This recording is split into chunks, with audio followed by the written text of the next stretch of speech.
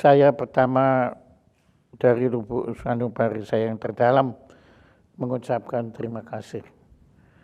Kemarin saya sangat terharu bagaimana Anda membela teman-teman kita yang memasang tiang bendera dengan bambu.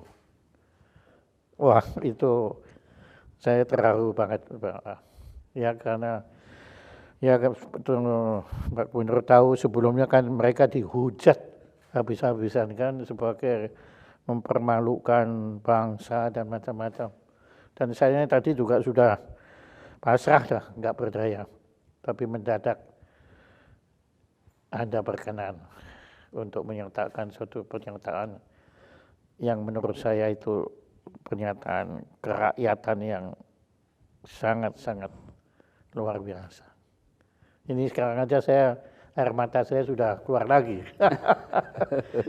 Bagaimana Pak, Anda bisa demikian memperhatikan teman-teman kita ini? Ya, Mas saya terima kasih. Mbak, ini adalah amanat yang sedang kita teruskan, Mbak Jaya. Saya selalu melihat ini tempat kita duduk di sini. Itu Pak Jaya, hanya 1 kilometer dari tempat para penyusun Republik ini berkumpul. Dan di sebelah tempat kita ini, yang sekarang menjadi kedutaan, dulu di situ tempat penyiapan para perunding yang akan berangkat ke konferensi meja bundar. Di tempat ini, itu orang-orang yang sangat terdidik di zamannya, sangat maju, sangat menguasai pemahaman tentang ilmu sosial modern, negara modern. Dan mereka memiliki itu semua tanpa pernah sedikit pun merendahkan, meremehkan saudara sebangsanya. Tidak pernah. Tidak pernah. Bung Karno tidak pernah mengatakan, Hatta tidak pernah mengatakan, tidak pernah sedikit pun. Mereka highly educated in a society yang lowly educated. 95% kita buta huruf. Waktu itu tidak pernah pemimpin-pemimpin itu mengatakan saudara-saudara sekalian memalukan, tidak bisa baca tulis, bagaimana kita negeri mau maju. Gak pernah. Yang dikatakan apa? Beri saya 10 pemuda dan saya akan guncang dunia. Padahal kalau pakai statistik kan 9 dari 10 pemuda itu buta huruf. 95% buta huruf kok. Tapi tidak pernah menghardik, merendahkan, mengejek kepada saudara sebangsanya sendiri. Tidak pernah sama sekali. Tidak pernah. Dan Anda tahu itu karena kalau tidak salah kakek Anda ya, atau kakek ya, Anda ikut dalam perjuangan itu ya. Kakek saya ikut, kakek saya tinggal di Kuitang, ngontrak rumah waktu itu. Lalu sidangnya di gedung sekarang disebut Gedung Pancasila. Ikut menyusun. Karena itu sekarang, hari ini, alhamdulillah sebagian dari kita sudah sejahtera, sebagian kita sudah makmur. Tapi bukan berarti kita boleh merendahkan, boleh kemudian mengejek. Dulu itu semuanya pada makmur sejahtera, tidak ada mengejek. Apalagi ketika sampai kepada soal bambu itu. Saya kembali soal bambu. Bayangkan, bambu adalah khas Nusantara. Itu khas Nusantara. Bambu runcing.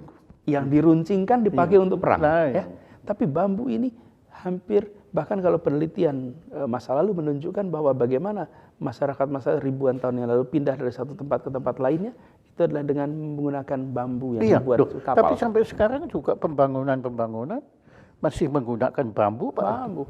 Menurut saya bambu itu biasa saja. Bambu bukan lambang keterbelakangan. Bambu itu adalah justru tanda kemajuan atas pemahaman tentang lingkungan hidup. Ini biodegradable. Iya, Anda letakkan tidak perlu pakai proses recycling. Biodegradable. Jadi menurut saya malah saya melihatnya begini.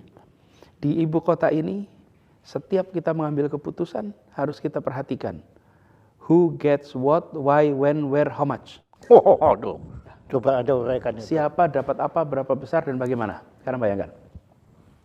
Ketika rakyat memasang bambu, mereka membeli dengan uangnya sendiri. Bambu itu siapa? Pengrajinnya rakyat kecil. yang bercocok tanam mengembangkan bambunya di desa-desa, yang berdagang keliling usaha kecil. Artinya apa? Uang yang ada di kita, kita salurkan untuk membesarkan yang kecil. Sekarang kalau misalnya harus semuanya pakai besi, harus semuanya pakai peralon, maka saya sedang mengatakan pada semuanya, salurkan uang Anda kepada pabrik-pabrik yang sudah besar itu. Ya, ini bukan soal bambu dan itu, ini keputusan siapa dapat apa. Dan di Jakarta, kita harus memberikan perhatian soal itu. Jadi ketika kemudian rakyat memakai bambu, saya katakan teruskan. Gunakan bambu, nggak ada masalah. Yang penting rapi, aman, tertib di mana-mana. Keindahan dijaga. Tapi jangan anggap bambu itu rendah. Bukan. Justru sekarang inilah saatnya. Bayangkan kalau di Jakarta ini semua orang mau menggunakan bambu, apa yang terjadi? Maka pengrajin-pengrajin bambu itu hidup. Mereka yang keliling jualan bambu itu hidup. Dan yang di desa-desa yang sekarang menumbuhkan bambu itu mendadak punya pasar. Saya pernah melakukan itu, Pak Jaya. Ketika saya bertugas di Kemdikbud, saya membuat seragam untuk seluruh pegawai di Kementerian Pendidikan Kebudayaan. Bahwa setiap hari Selasa ganjil, Minggu ganjil, kan ada minggu pertama, minggu kedua, ketiga, minggu ganjil, gunakan baju daerah, baju adat. Baju adat. Baju adat sebagai baju kerja. Karena yang ada hari ini, baju adat sebagai baju upacara. Oke? Itu yang ada hari ini. Iya. Kalau kita mantenan pakai baju adat, itu biasa, normal. Kalau ada upacara baju adat, normal. Tapi kalau orang kerja pakai baju adat, orang tanya, jenengan badan mau apa ini? Kok pakai baju adat? Lah, orang-orang tua kita dulu menggunakan baju adat untuk bekerja, bukan untuk berupacara. Ya, baju adat itu kerja. Kita terlalu lama melihat baju adat ini sebagai bajunya kaum aristokrat. Oke? Baju adat itu bukan hanya milik aristokrat, baju adat itu milik semua. Karena itu saya menganjurkan apa yang terjadi, semua pakai baju adat dari itu. Dan apa yang muncul kemudian satu, kita akan merasakan suasana egaliter yang luar biasa. Dirjen pakai baju dari Madura yang selalu diasosiasikan tukang sate. Padahal bukan tukang sate, ini baju khas Madura. Kemudian macam-macam baju. Lalu yang tidak kita sadari, setelah itu jalan berapa waktu, Pak? Apa yang muncul? Kalau hari Jumat di kantor Dikbud, pedagang-pedagang baju adat berdatangan jualan. Kios-kios baju adat di berbagai pertokoan mendadak laku. Apa yang muncul? Pegawai-pegawai kita itu kalau weekend pada ke toko-toko cari baju adat karena pengen gonta-ganti tiap bulan. Karena kemudian berpakaian itu menjadi, wah saya harus siap-siap nih. Besok saya mau pakai baju dari mana? Saya pakai dari mana?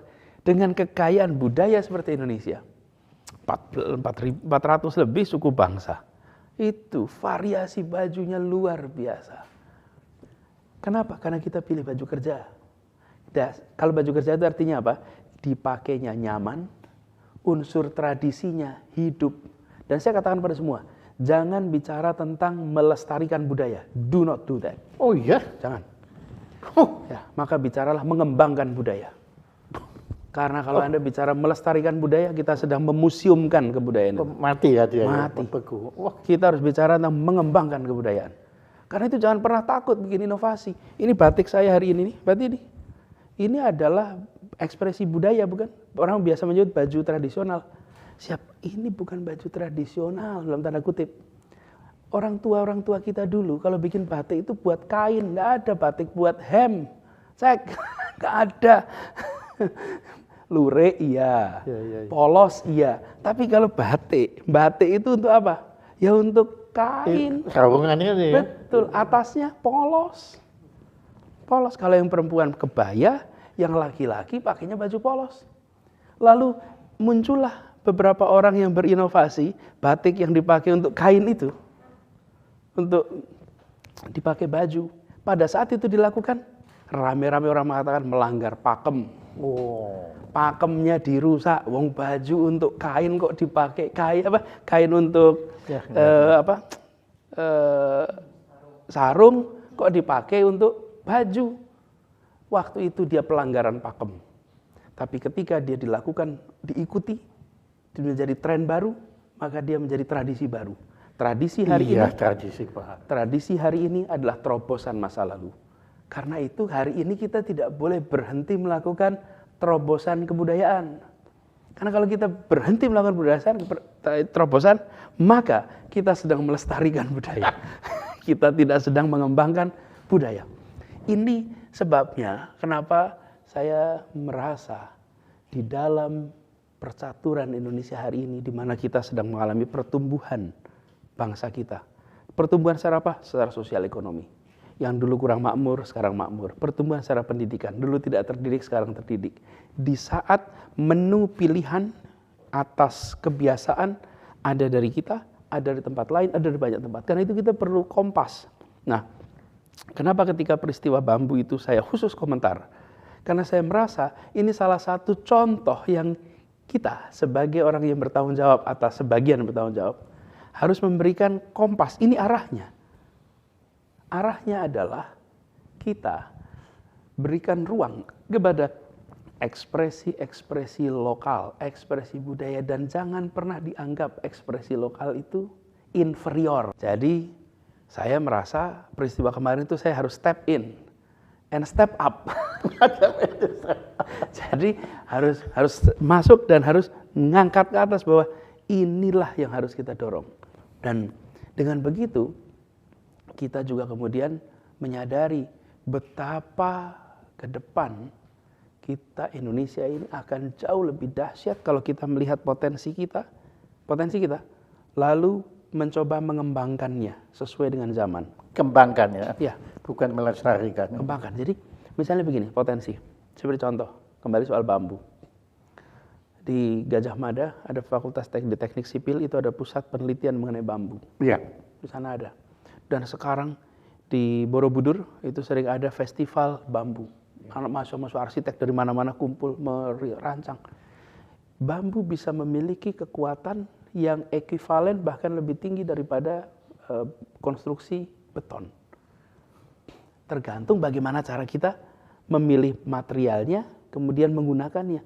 Tapi coba lihat, ada sekolah di Bali, sekolah di mana yang dibangun 100% dengan menggunakan bambu. Dan Indonesia ini eksportir bambu. Rangkas Bitung, itu di sana, Bitung itu bambu, bahasa Sundanya. Oh, Bitung. Bambu. Bambu itu. Dan tempatnya terkenal bambu. Itu punya potensi luar biasa. Jadi saya membayangkan, kalau kita menghargai apa yang menjadi sumber daya lokal, tetapi pikiran kita world class, maka kita bisa mengkombinasikan itu. Karena itu saya selalu mendorong begini, kita semua, apalagi yang sudah terdidik, berkesempatan untuk maju, harus punya grassroots understanding atas Indonesia kita. Pengertian. Pemahaman tentang akar rumput kita. Tapi juga harus memiliki world class competence. Tapi jangan sampai hanya punya world class competence, tidak tahu grassroots understanding. Sisi lain, jangan hanya paham grassroots understanding, tapi tidak punya world class competence. Takut lihat dunia. Dunia itu, waduh, hati-hati. Both. Itu sebabnya saya, apalagi kalau kita lihat situasi di Jakarta sekarang, Pak Jaya, banyak dari kita yang datang ke Jakarta itu ala kadarnya. Kaki 5 lah levelnya. Lalu datang di kota ini. Sampai di kota ini, ketemu peluang ekonomi, ketemu peluang kerja, ketemu makmur sejahtera. Kadang-kadang kita lupa bahwa kota ini adalah kota yang mengangkat derajat sosial ekonomi kita. Artinya, banyak orang lain pun yang ingin merasakan hal yang sama. Karena itu kemarin ketika Lebaran, menjelang Lebaran, Pak Jaya, saya banyak sekali ditanya, Pak, arus mudik besar sekali, bagaimana dengan nanti arus balik? Akan banyak lagi orang yang datang. Orang akan datang ke Jakarta. Bagaimana cara menghentikannya? Saya bilang, kenapa harus dihentikan? Kenapa harus dihentikan? Di Republik ini, setiap warga negara memiliki hak yang sama untuk mendapatkan pekerjaan dimanapun di negeri ini. Tidak ada yang membedakan. Dan saya mau tanya pada saudara-saudara semua yang berada di kota ini. Oke. Yang mudik itu dulu asalnya dari mana? Kok kita ini sesudah makmur sejahtera terus bilang, tolong dong yang lain jangan ikut rute saya. Loh gimana? Semua juga kepengen kok. Tanggung jawab kita di pemerintah. Ini kalau saya dengar gini, mestinya sahabat kita Donald Trump juga dengar. Amerika sekarang kan anti imigran. Iya. Padahal negara itu kan negara imigran. Ini memang kalau di sini kita namanya immigration gitu, immigration. Kita harus mengatur tentang kependudukan, itu benar. Benar. Dan ada pengelolaannya. Tapi secara filosofis kita bicara tentang pengaturan kependudukan. Bukan kita membuat Jakarta itu seperti republik tersendiri yang orang masuk harus pakai izin. Bukan, tapi ini pengatur kependudukan harus. Kalau tidak ada pengaturan kependudukan kita juga repot. Karena itu saya sampaikan bahwa di Jakarta ini juga bergerak. Ada yang bergeser, ada yang tetap banyak di Jakarta, datang bekerja di tempat ini, mulai sejahtera, mulai cari rumah, beli rumahnya di pinggiran Jakarta, keluar. Itu terjadi dan setiap tahun besar. Jadi, tapi intinya adalah kita warga di Jakarta harus memiliki mindset bahwa di kota ini harus ada kesetaraan, kesempatan yang sama bagi semua. Dan itu harus muncul dari kesadaran kita semua. Jadi di banyak saya kadang-kadang kalau lihat masyarakat, contoh di Jogja, Pak Jaya, saya kebetulan dari sana. Jogja itu warganya tidak ada yang melihat minor pada orang yang berjualan di jalan. Nggak ada. Tanya orang Jogja. Ada tidak yang menganggap orang berjualan di pinggir jalan itu sebagai sesuatu yang buruk? Nggak ada. Kita ini harus mau sharing, mau berbagi bahwa space ini adalah space untuk semuanya. Dan pedagang-pedagang kecil ini tempat di mana kita sering mencari sesuatu.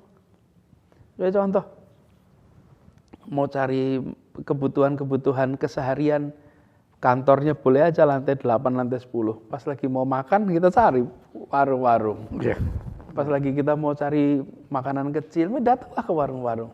Coba mereka itu semua kita katakan mengganggu, hilang, nggak bisa. Jadi kita mau tata itu semua. Dan saya ingin agar mindset penegakan hukum di Jakarta juga mindset yang setara bagi semua. Saya beri contoh. Tadi kita bicara pedagang kecil. Jalan Sudirman Tamrin. Sudirman Tamrin ini dulu direncanakan dilarang kendaraan roda 2 untuk masuk. Nggak boleh. Lalu saya katakan kita akan buka. Sehingga roda 2 boleh masuk Jalan Sudirman dan Tamrin. Mengapa? Kita ingin semua warga di Jakarta ini merasakan kemakmuran dan kesempatan yang sama. Pak Jaya, kami cek datanya. Di Jalan Jenderal Sudirman per hari pengantaran dengan menggunakan ojek itu jumlahnya 480.000 pengantaran. 500.000 pengantaran. Kenapa? Karena HP ini. Punya usaha di rumah, warung, makanan kecil, kue, dan mereka nyambung ke HP, mereka bisa berjualan. Pembelinya siapa? Pembelinya dari Sudirman Tamrin itu, Pak. 480. Pengantaran makan pagi, makan siang, makan malam, pengantaran snack, pengantaran pesanan macam-macam itu. Jumlahnya 400. Itu dari mana? Itu semua yang kecil. Itu semua yang kecil. Kenapa bisnis distrik yang menjadi mesin penggerak perekonomian hanya boleh menarik mereka-mereka yang sudah besar dan tidak boleh menarik mereka-mereka yang kecil dan tidak boleh menarik mereka-mereka yang di kampung-kampung? Ubah. Republik ini didirikan oleh orang-orang yang pakai bambu runcing tuh, yang ketika mendirikan, kita mempertahankan republik ini nggak tanya besok saya dapat apa. Dan sekarang giliran kita untuk memastikan semuanya dapat yang sama. Anda itu dapat filosofi yang menakjubkan ini itu dari mana? Anda kan pendidikan Anda kan kalau nggak salah bukan ekonomi kan? Saya dulu fakultas ekonomi. Oh, pantes. Saya fakultas ekonomi. Saya S1 saya bidangnya ekonomi. S2 saya, believe it or not, bidangnya adalah monetary policy. Monetary. Ya, dan fokusnya pada nilai tukar, currency. Jadi ini kalau kita bisa diskusi nih sekarang, tapi tidak ada. Saya udah lama. Saya itu tesis saya adalah tentang exchange rate policy, kebijakan nilai tukar rupiah. Ya. Jadi justru itu Pak, saya merasa Nah, begini. S3-nya? S3 saya bidang political economy and development, pembangunan Tapi tetap ada public ekonominya. policy. Tetap. Oh, makanya. Oh, jadi saya salah pengertian. Saya pikir Anda pendidikan atau apa Ya, karena nah, Anda menteri pendidikan. justru saya itu backgroundnya karena backgroundnya itu. Kenapa saya kemudian memberikan perhatian pendidikan? Saya tidak punya background kurikulum, tidak punya. Kenapa saya perhatian pendidikan? Justru karena saya melihat dari aspek perekonomian ketika saya sekolah, Pak. Saya menyaksikan apa yang membuat bangsa-bangsa ini dahsyat, hebat. Kenapa Korea dalam waktu 60 tahun bisa meraih yang Eropa Barat perlu capai dalam 300 tahun. Korea 60 tahun. Jepang melakukan dalam waktu 120 tahun ekuivalen dengan Eropa yang 350 tahun. What's going on? Investment on human capital. Itu karena itu kemudian pendidikan penting. Dan pendidikan itu bukan bicara tentang skill, keterampilan, bukan, karakter. That's the key. Apa yang membuat Jepang dahsyat? Ya karakternya. Karakter itu dua. Karakter moral, jujur, rendah hati, beriman, bertakwa, itu karakter moral. Yang kedua, karakter kinerja. Kerja keras, kerja tuntas, ulet, tangguh, itu kan. Nah, kita bicara karakter itu dua-duanya.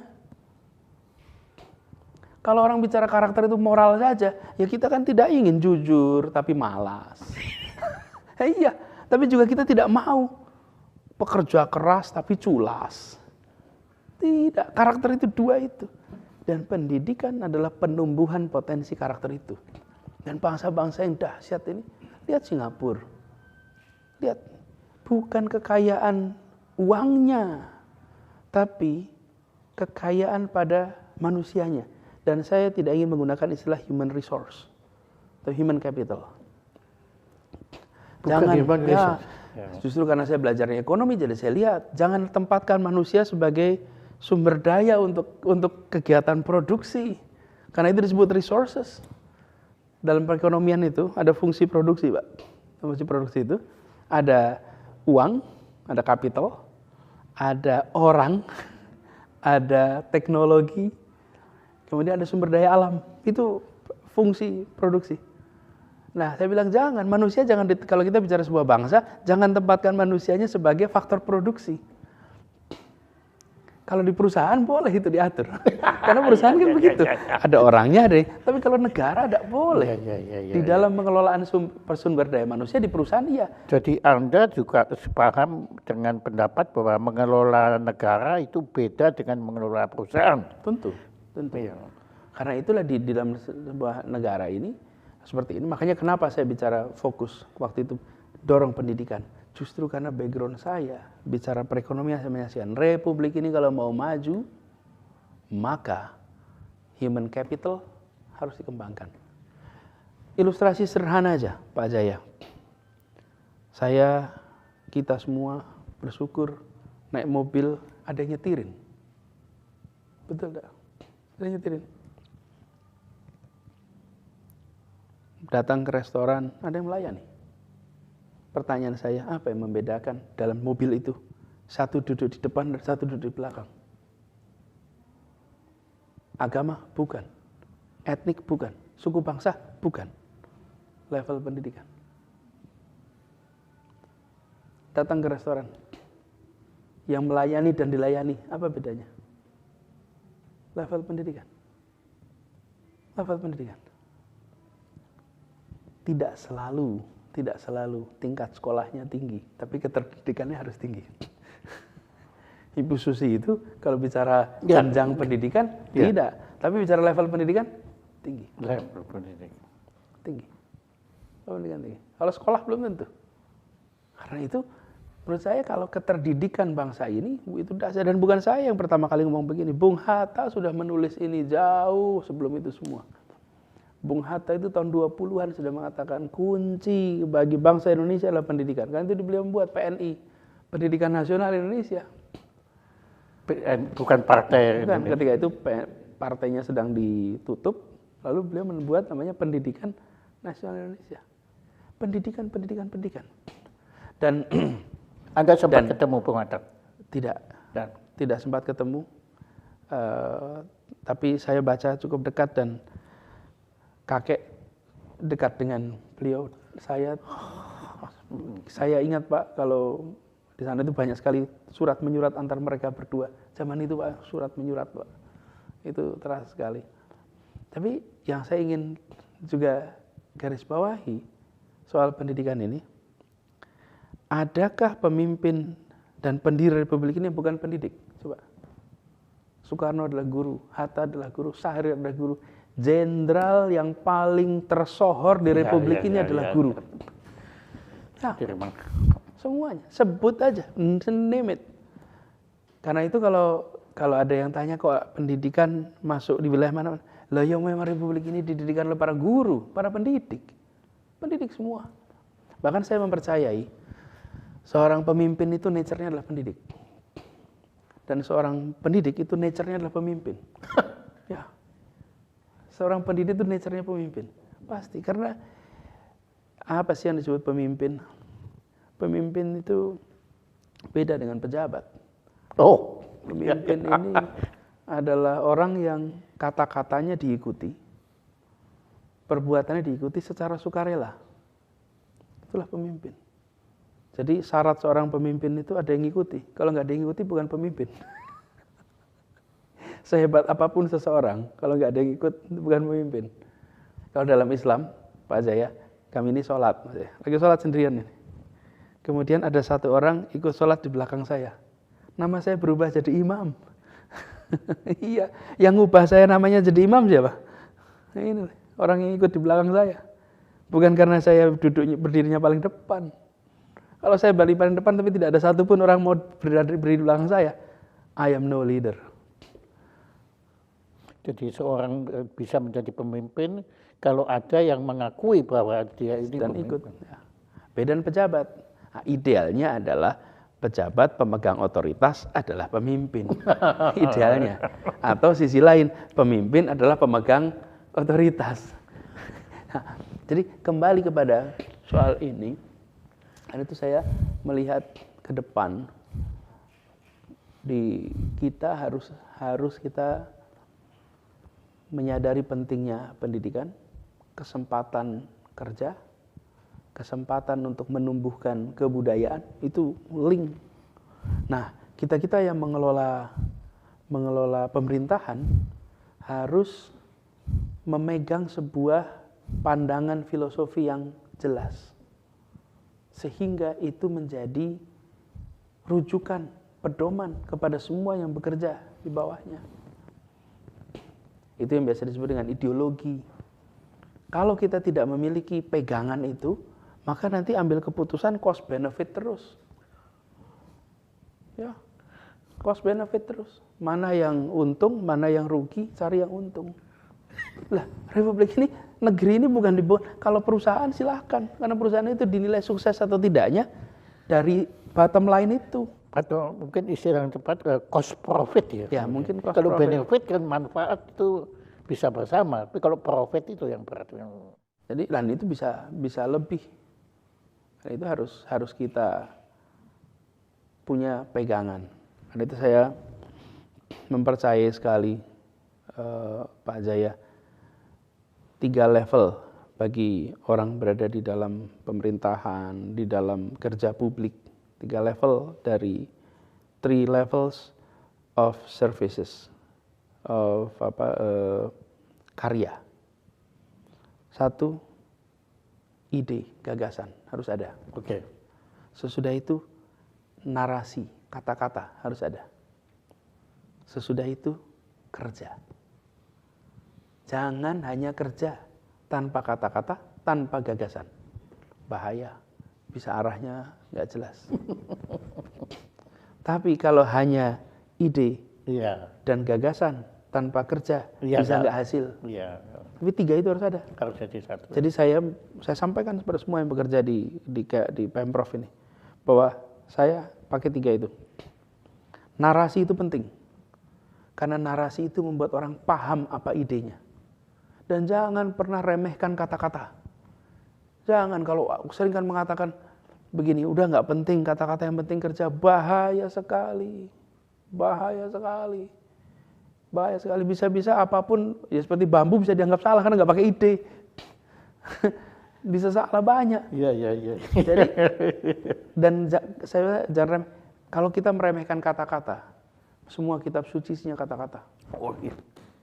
Semua kitab, jangan pernah remehkan. Iya, Di situ pesan itu disampaikan. Iya. Jadi karena itu merujuk pada dikatakan Bung Karno, banyak bicara, banyak bekerja. Itu Bung Karno yang mengatakan.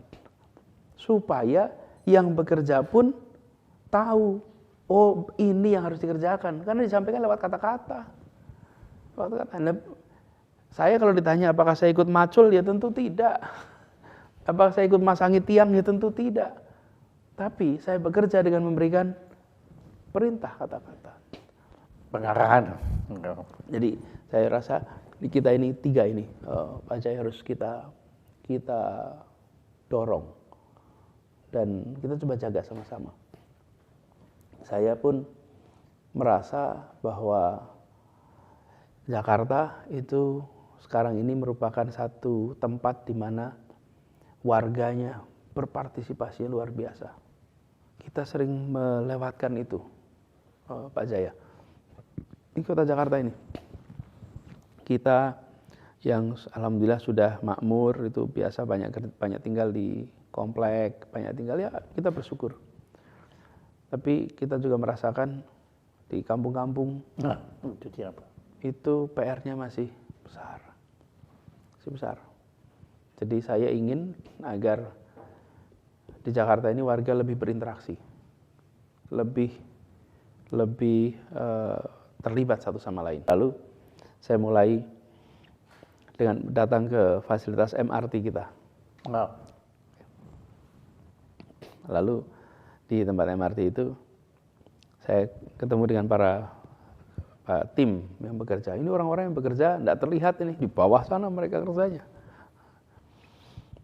Lalu saya sampaikan kepada semua, teruskan pembangunan MRT ini. Tapi saya ingin sampaikan sebuah pesan. Jangan pernah memandang MRT, ini kan kereta pengangkut, semata-mata sebagai alat angkut manusia dari sebuah tempat ke tempat lainnya. Semuanya harus bekerja merancang MRT ini sebagai ruang interaksi antar warga. Ini melting pot nantinya. Orang akan naik ke situ. Kenapa? Karena hari ini di Jakarta orang tidak berinteraksi. Pak Jaya datang ke sini naik mobil sendirian. Yang jadi kameramen ke tempat kerjanya naik motor, naik mobil sendirian. Semua kantor-kantor kita begitu, semua jalan sendiri-sendiri ke tempat yang sama. Sedikit sekali porsinya yang menggunakan kendaraan bersama-sama. Efeknya apa? Pernah kita lihat para CEO satu kendaraan sama office boy?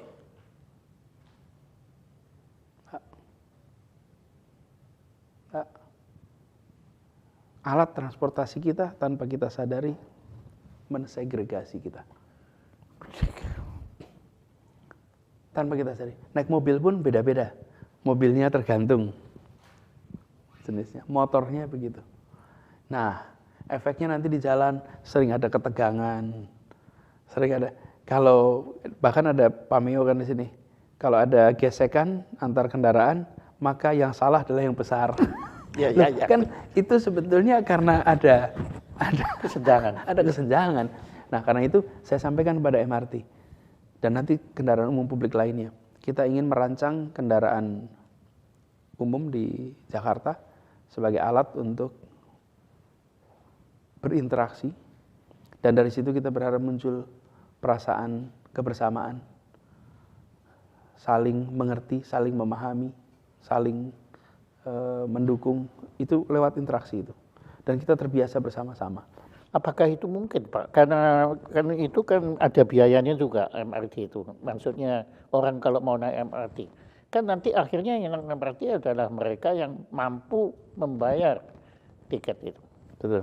Jadi kita sedang membangun sekarang ini program namanya OKO Trip, Pak Jaya.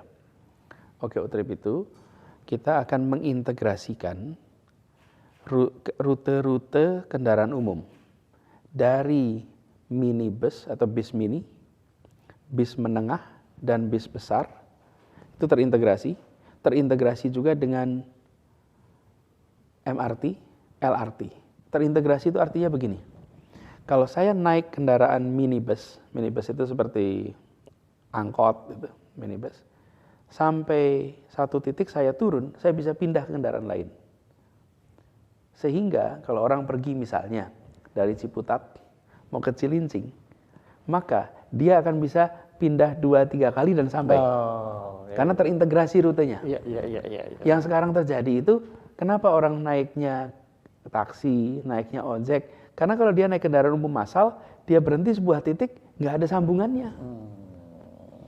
Karena tidak ada sambungannya, maka ya buat apa saya naik kendaraan umum? Kecuali untuk di lingkar sekitar situ saja. Iya. Tapi tidak terintegrasi se-Jakarta. Iya.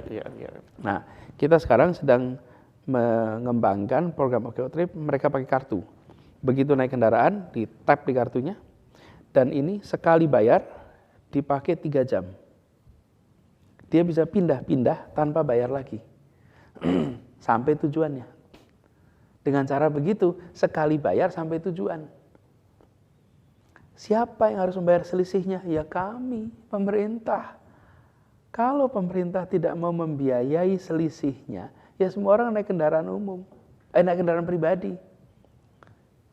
Kenapa dia naik pribadi? Karena nggak ada kendaraan umum yang menjangkau semua. Untuk kendaraan umum bisa menjangkau semua, itu antara operation cost-nya dengan revenue itu nggak seimbang. Tidak seimbang. Karena itu mengapa kendaraan-kendaraan umum perawatannya buruk, kesejahteraannya buruk, tidak baik. Karena mereka biaya operasinya mahal, pendapatannya mepet. Nggak bisa merawat dengan baik. Nah, sekarang kita akan ubah. Kita ubah dengan program ini, maka kita tentukan cara menghitungnya diubah. Nomor 1, tidak lagi berdasarkan jumlah penumpang. Pendapatan mereka ditentukan berdasarkan kilometer. Jadi nggak perlu ngetem. Karena jumlahnya penumpang, ya dia nunggu penumpang. Tapi kalau kilometer, dia harus bergerak terus.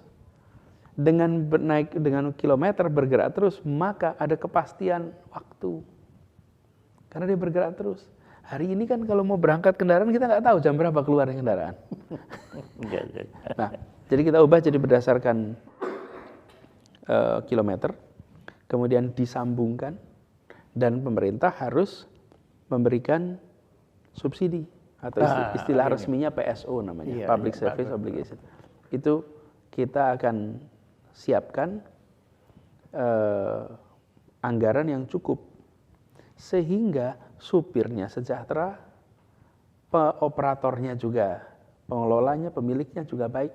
Dan baru kemarin, Pak Jaya, ini baru hari kemarin, Kamis sore, saya menutup pelatihan supir angkot. Kita akan melatih semua supir angkot tentang keselamatan. Supaya supir-supir angkot ini mengerti benar tentang keselamatan. Dan kita di Jakarta ini yang ikut program ini, itu supir-supir angkot yang SIM-nya pun sudah SIM A umum. Jadi memang untuk kendaraan umum. Jadi salah satu problem di kita adalah lagi-lagi pendidikan gak dianggap penting. Pendidikan itu tadi. Padahal mengendarai kendaraan itu dengan membawa orang itu tanggung jawabnya besar. Jadi kita latih di Tegal. Tempatnya di Tegal ya. Karena di Tegal itu pusat pelatihan kendaraan bermotor darat. Itu tempatnya di Tegal. Jadi dengan Kementerian Perhubungan. Jadi kita kirim ke sana. Itu angkatan pertama. Di Jakarta ada sekitar 12.000 angkot. Nanti kita harapkan bisa 6.000 itu selesai dalam waktu yang singkat. Lalu mereka ini menjadi supir angkot yang bersertifikat. Ada plakatnya, ada sertifikatnya. Sehingga bukan hanya rutenya disambung, bukan hanya hitungannya per kilometer, bukan hanya kita siapkan anggarannya, tapi orangnya juga ditingkatkan kemampuan untuk melayaninya, termasuk keselamatannya.